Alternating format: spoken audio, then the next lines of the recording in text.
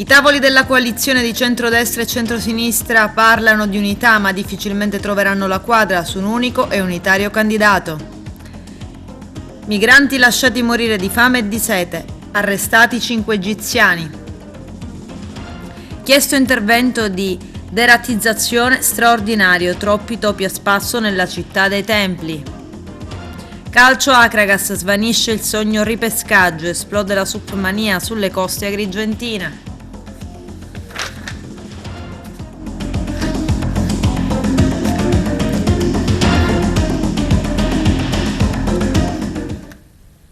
Bentrovati gentili telespettatori al nostro appuntamento con l'informazione. In apertura la politica, parliamo delle elezioni regionali. L'unità manca ancora nel centrodestra e dopo lo strappo romano è sicuramente messa in dubbio anche sul fronte progressista. Ci sono i servizi. Ancora fiato sospeso in Sicilia per la data delle elezioni regionali. Il presidente Nello Musumeci infatti sta valutando le sue possibili dimissioni con l'obiettivo di fare un unico election day con le politiche fissate dal governo al 25 settembre 2022. Per farlo e rispettare tempi tecnici dovrebbe lasciare l'incarico entro i primi giorni di agosto.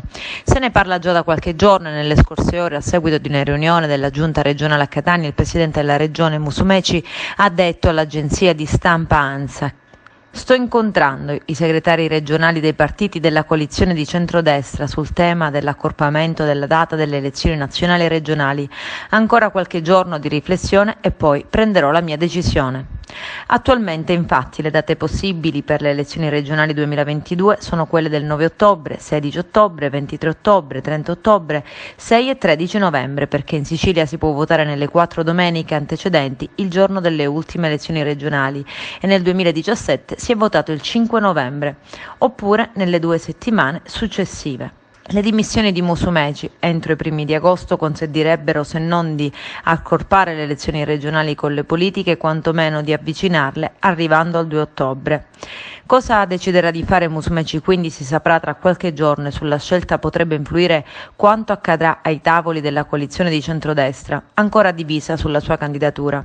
Lui si è detto disposto a un passo di lato se messo davanti a un nome condiviso da tutta la coalizione.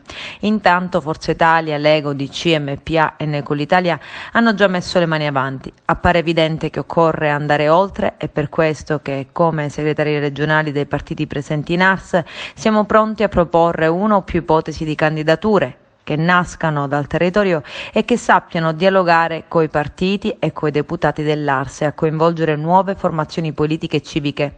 Invitiamo Fratelli d'Italia a partecipare all'individuazione del candidato auspicabilmente condiviso da tutti. Sugli altri fronti, invece, abbiamo come candidati alla presidenza della regione siciliana Caterina Chinnici, appena uscita vincitrice dalle primarie del centrosinistra, Cateno De Luca per Sicilia Vera ed Eliana Esposito per il partito autonomista Siciliani Liberi. Non è escluso poi, data la complessa situazione nazionale e la rettura ormai inevitabile del campo largo progressista, l'ipotesi di un candidato in più proveniente dalle file del Movimento 5 Stelle, ma è solo un'ipotesi. Cosa si dice in questi casi?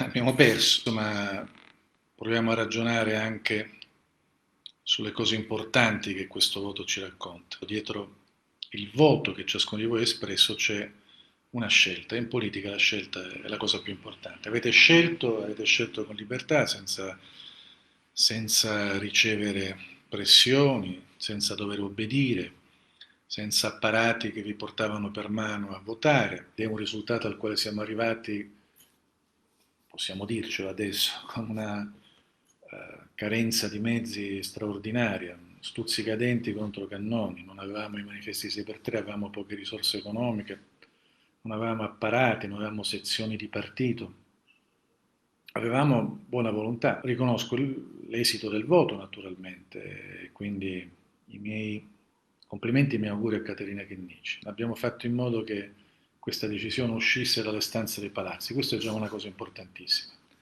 al di là del fatto che il risultato non ci premia. Era importante, lo rivendico, che fossero i siciliani a scegliere. Daremo una mano a sfidare questa destra, naturalmente, il patto che non ci sia la tentazione o il tentativo di costruire ponti strategici per aprire a pezzi questo centrodestra, aceto politico che è la ricerca di nuove intese, di nuovi consociativismi. Si sta dentro questo quadro, se questo è un quadro coerente, condiviso e che ha un obiettivo e una direzione di marcia precisa, che noi saremo dentro questa battaglia soltanto a patto che non ci sia il tentativo di cercare accordi di un trasversalismo malato che abbiamo già visto molte volte all'opera. Tutto quello che abbiamo fatto non va sprecato, naturalmente. Vi proporrò nei prossimi giorni un'assemblea con tutti quelli che vorranno partecipare assieme a me, capire che percorso, che esito dare a questa straordinaria partecipazione. Ci vedremo nei primi giorni della prossima settimana. Quello che accadrà lo decideremo insieme, così come abbiamo provato a decidere insieme tutti i passi importanti che abbiamo costruito in questa campagna elettorale. Ho visto un comunicato di Conte che dice a Roma non si faccia, cioè non si fa a Palermo, viceversa, però diciamo, questo è un problema che riguarda i 5 Stelle, quello che decideranno del loro destino. Mi piace pensare che comunque ne sia valsa la pena, anche con questo risultato. Parliamo ancora di elezioni regionali. L'ex sindaco di Messina, Cateno De Luca, in viaggio verso Palazzo d'Orleans, partito da Fiume di Nisi, il leader di Sicilia Vera e candidato alla presidenza della regione siciliana, ha fatto tappa a Santo Stefano di Camastra. Sta percorrendo a piedi oltre 340 km, attraversando 49 comuni per arrivare il 29 luglio a Palermo. Ogni giorno Cateno De Luca presenta alla cittadinanza i comandamenti del suo programma di governo. Vediamo. È arrivato stanco e provato dalla fatica nella tarda serata per fare tappa a Santo Stefano di Camastra. Prosegue in maniera instancabile il cammino verso il capoluogo siciliano di Cateno De Luca. Il sindaco di Sicilia, come ama definirsi, da tempo ha intrapreso un percorso per la conquista della presidenza della regione, ma la crisi del governo nazionale ha di fatto aperto nuovi scenari e dopo un'attenta analisi insieme al suo staff si è deciso di scendere in campo per la corsa al governo nazionale. Di necessità virtù si dice, e questo è stato. Se hanno stabilito a Roma di sciogliere le Camere e quindi votare il 25 di settembre, noi non potevamo permetterci di mandare il nostro elettorato alle urne senza una nostra presenza. Magari si aspettavano questo da Roma e magari anche un election day avrebbe significato per noi una sconfitta sicura. Oggi abbiamo ufficializzato la nostra strategia e stiamo lavorando, anche se questo per noi ovviamente è pesante, però stiamo lavorando ormai su una lista che sarà presente in tutta Italia e che dalla Sicilia già esce con percentuali bulgare. Questo caldo torrido certamente non aiuta questa impresa di Cateno De Luca, che instancabilmente sta affrontando le fatiche in maniera quasi naturale, soprattutto nel vedere l'accoglienza e il calore che le viene riservato nei luoghi dove fino ad ora è transitato. La genuinità, la spontaneità, quell'affetto che va al di là dei ruoli e soprattutto anche quell'amicizia che è indispensabile in questi momenti. Io non sono di ferro, non sono un superuomo, sono uno come gli altri, probabilmente rispetto agli altri sono una persona caparbia che facendo tutto con amore dà tutto se stesso e quindi mi consente questo di superare le difficoltà e soprattutto di superare anche le fatiche. E questo camminare, questo procedere, questa processione che è partita da Fiume di Nisi e che ci sta portando a Palermo mi sta regalando tantissime sensazioni di condivisione non solo del percorso ma anche di solidarietà. L'ultimo saluto al piccolo Domenico, il bambino di 4 anni originario di Lampedusa che è morto il 14 luglio scorso mentre si trovava ricoverato all'ospedale pediatrico di Taormina dopo un calvario tra diversi nosocomi. Stando a quanto ricostruito finora, la causa del decesso sarebbe stato un batterio contratto durante uno dei ricoveri ospedalieri. Il funerale è stato celebrato a Catania. Vediamo.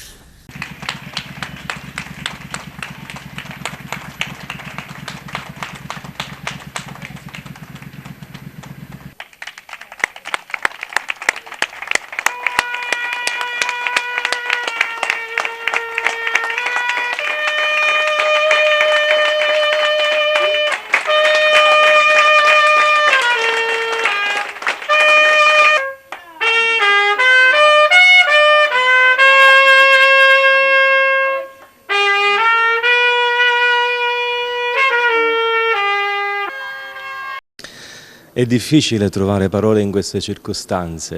Io come parroco, ma anche tutta la comunità parrocchiale, esprimiamo tutto il nostro affetto e vicinanza alla famiglia Bandiera-Monti, che conosciamo da tantissimi anni, una delle famiglie inserite in parrocchia che anche hanno fatto la storia di questa comunità parrocchiale. Nei giorni precedenti, quando il bimbo stava male, abbiamo pregato, abbiamo espresso tanta vicinanza e tutti speravamo che il bimbo potesse salvarsi. Oggi siamo qui ad accogliere con affetto la mamma e il papà, i nonni del piccolino, e dare loro la nostra vicinanza, il nostro supporto di amicizia e soprattutto nella fede cristiana, nella speranza del Signore è il Signore della vita. Dio non toglie la vita, ma accoglie la vita, e ha accolto il piccolo Domenico nella gioia piena. È una tragedia che ha colpito molto l'intera comunità. Sì. Speriamo che possa, farsi luce in maniera piena sulla vicenda, e soprattutto che papà e mamma possano trovare, anche attraverso proprio il sostegno, l'affetto e il supporto di tutti, la forza per andare avanti anche per i piccolini che hanno. Ci sono 2 bimbi, 2 fratellini piccoli che hanno bisogno di cura e di affetto, e che sicuramente saranno la forza di questi genitori per andare avanti e per lottare anche per il piccolo Domenico. Lei lo conosceva Domenico? Che bambino era? Sì, un bambino gioioso, pieno di vita, sì, molto premuroso, attento, sì, certo. Tutta la comunità conosceva Domenico come conosce anche gli altri fratellini. Noi oggi siamo qui al funerale perché abbiamo accolto il messaggio che ci ha lanciato la mamma, mostrandoci una foto del piccolo davanti a un mezzo, diciamo, nostro, era venuto in caserma. Il cuore ci ha sentiti di venire e partecipare, diciamo, al funerale, ci è sembrato anche doveroso. Domenico aveva questo sogno, da grande voleva fare il vigile del fuoco. Sì, diciamo che è un po' il sogno di tutti i bambini, fare il vigile del fuoco, con sempre il pompiere, diciamo, che si è portato avanti pure questa cosa. E ci dispiace veramente tanto, per chi ha famiglia, per chi ha bambini, è una cosa che ti tocca nel profondo del cuore. E oggi avete voluto dare questa testimonianza? Oggi siamo qui, questa piccola rappresentativa, siamo liberi dal servizio, lo voglio sottolineare, perché siamo in carenza di uomini, ma abbiamo parecchia carenza e siamo anche, non voglio parlare, diciamo, della nostra situazione, comunque siamo tutti liberi dal servizio, lo facciamo in forma proprio privata e di cuore.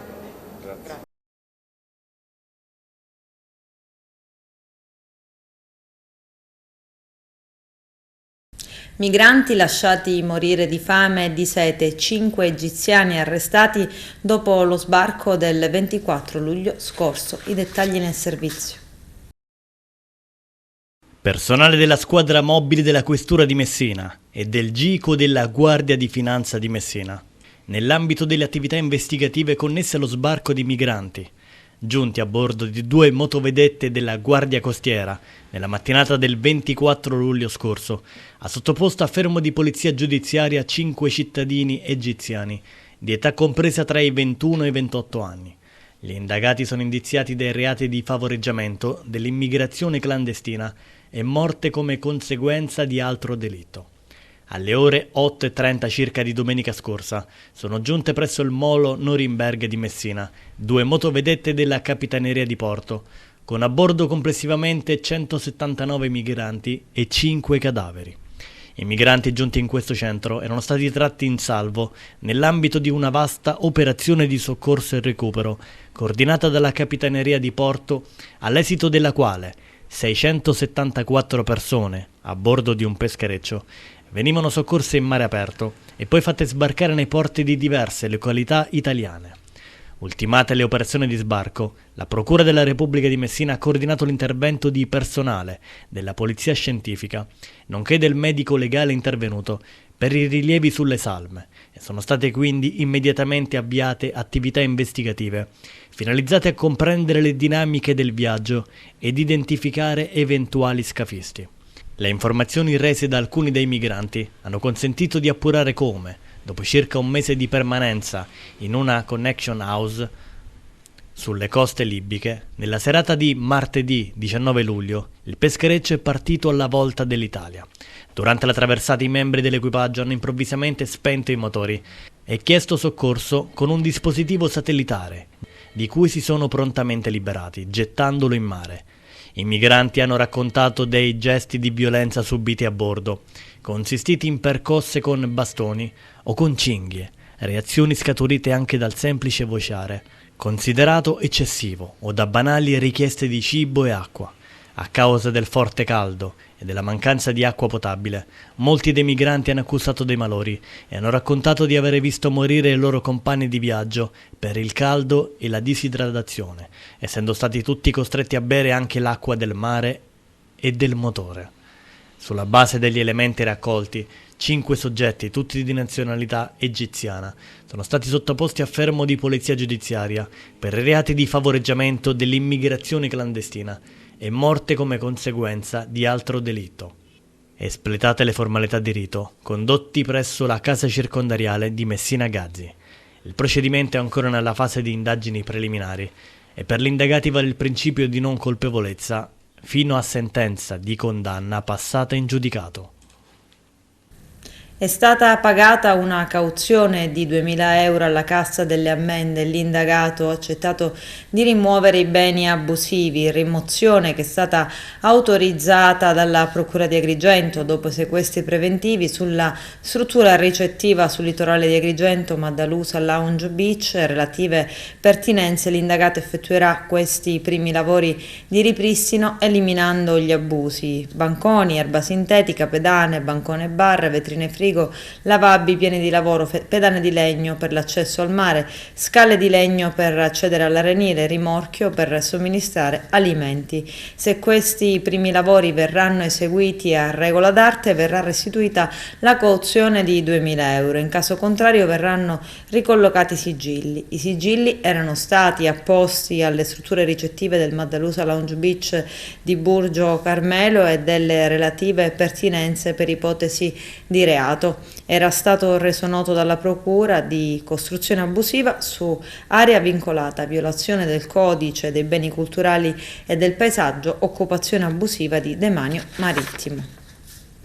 Maxi risse in uno dei locali della Movida Siculiana Marina. Il bilancio è di 6 persone denunciate e un ferito. Non è chiaro il motivo alla base della zuffa, ma in breve tempo si è passati dalle parole ai fatti. A finire nei guai sono 5 persone di Siculiana, tutti meccanici di età compresa fra i 20 e i 34 anni e un barista 21enne di Raffadali. Quest'ultimo è rimasto anche ferito con lesioni che i medici hanno giudicato guaribili in 10 giorni. A intervenire sono stati i carabinieri della compagnia di Agrigento con i militari della stazione di Siculiana e Raffadali. I protagonisti sono stati denunciati a vario titolo per rissa e lesioni personali. Ha minacciato pesantemente la coniuge, una 33enne casalinga, dopo che lei gli ha comunicato di volersi separare e lui, un 31enne marinaio fuori di sé, ha afferrato una chiave inglese e ha distrutto tutti i mobili dell'abitazione.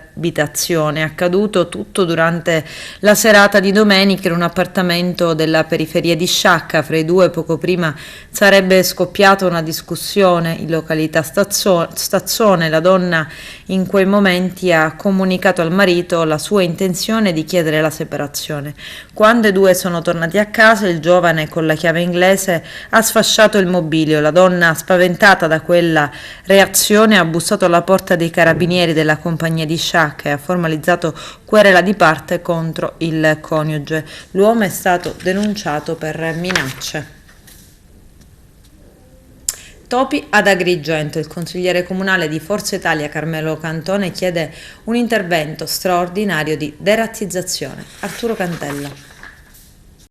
Il consigliere comunale di Forza Italia Carmelo Cantone, presidente della quinta commissione consiliare permanente pubblica istruzione, cultura, sport e spettacolo del comune di Agrigento, in seguito a numerose segnalazioni da parte di cittadini che ivi risiedono e di associazioni di categoria, ha inoltrato al Comune di Agrigento un atto di indirizzo al fine di evidenziare un notevole stato di degrado dovuto soprattutto alle scarse condizioni igienico-sanitarie in alcune parti della città, in particolare via Gioieni, Madonna degli Angeli, e avverte l'improrogabile necessità di individuare urgenti e adeguate soluzioni al fine di riportare la soluzione entro i limiti della vivibilità e scongiurare ulteriori preoccupazioni sanitarie. Atteso che la città è invasa da sacchetti di spazzatura e cumuli di rifiuti di ogni genere e che la scerbatura avviene solo in particolari zone, lasciandone altre in totale abbandono, tutto ciò crea un perfetto habitat per i roditori, che ormai numerosi girano indisturbati, in particolare in alcune zone, Gioieni, Madonna degli Angeli. La mancanza di igiene, continua Cantone, costringe i residenti a tenere chiuse le porte e finestre per evitare che ospiti indesiderati come i topi si intrufolino nelle abitazioni. La situazione, insomma, per Cantone della città è ai limiti della vivibilità, e quel che è più grave è che ciò avviene proprio nel periodo di maggiore flusso turistico. Al fine, il consigliere Cantone, consapevole dei rischi che in questo momento corrono i nostri concittadini e tutelarne la loro salute, indirizza l'amministrazione attiva per programmare con urgenza un intervento straordinario di derattizzazione in città e in particolare nella via Gioieni e Madonna degli Angeli, al fine di mettere in sicurezza l'intera città, eliminando gravi inconvenienti di tipo igienico-sanitario che derivano dalla presenza di numerosi ratti, come si vede nel video citato, di grosse dimensioni che minacciano la salute e l'incolumità fisica delle persone e quindi scongiurare gravissime preoccupazioni sanitarie. SUP Mania nelle acque agrigentine. Vediamo.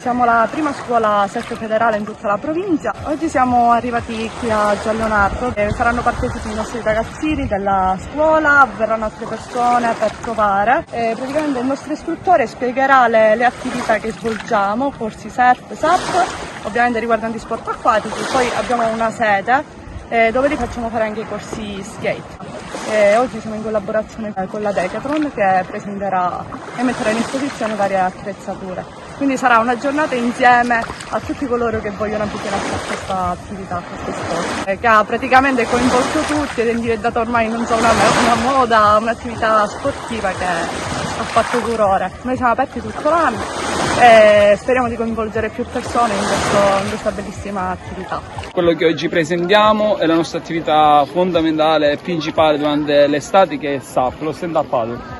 Si usano queste tavole che vanno dai 9 piedi, 10, 11 piedi, sono tavole che galleggiano molto e permettono alle persone di raggiungere luoghi che con le barche non si possono raggiungere, di fare una passeggiata sull'acqua in modalità tranquilla e autonoma, e sono divertenti sia per i bambini che per gli adulti. L'impatto per l'ambiente è proprio zero, cioè non hanno né elettricità né benzina, l'unica propulsione andiamo noi con la pagaia, quindi si può raggiungere qualsiasi tipologia di costa senza deturpare nulla. Noi pratichiamo e insegniamo il surfing e lo skateboard, cioè andiamo sia in skate che col surf. La nostra attività principale durante l'inverno è il surf. La costa agrigentina vanta molti spot dove praticare il surf da onda, a pochi chilometri, a pochi metri l'uno dall'altro. Ne abbiamo 10 che sono conosciuti in tutta la Sicilia, che lavorano con diverse tipologie di vento, condizioni anche di mareggiate, e offrono onde di buon livello sia per i principianti che per i più esperti. L'empedoclina Clizia Incorvaia e il compagno Paolo Ciavarro hanno deciso di battezzare il piccolo Gabriele, il figlio nato lo scorso inverno ad Agrigento. La cerimonia si è tenuta nella cattedrale di San Gerlando e il rito è stato celebrato da Don Giuseppe Pontillo. Il piccolo Gabriele, di appena 5 mesi, ha avuto come padrino Alfonso Signorini. Poi gli ex concorrenti del Grande Fratello VIP hanno dato appuntamento ai loro ospiti al Lounge Beach Scala dei Turchi per una festa in riva al mare. Adesso c'è la pubblicità, a tra poco vi aspetto. Musica, presentato il programma del Bellini International Context, al via il 1 settembre. Vediamo.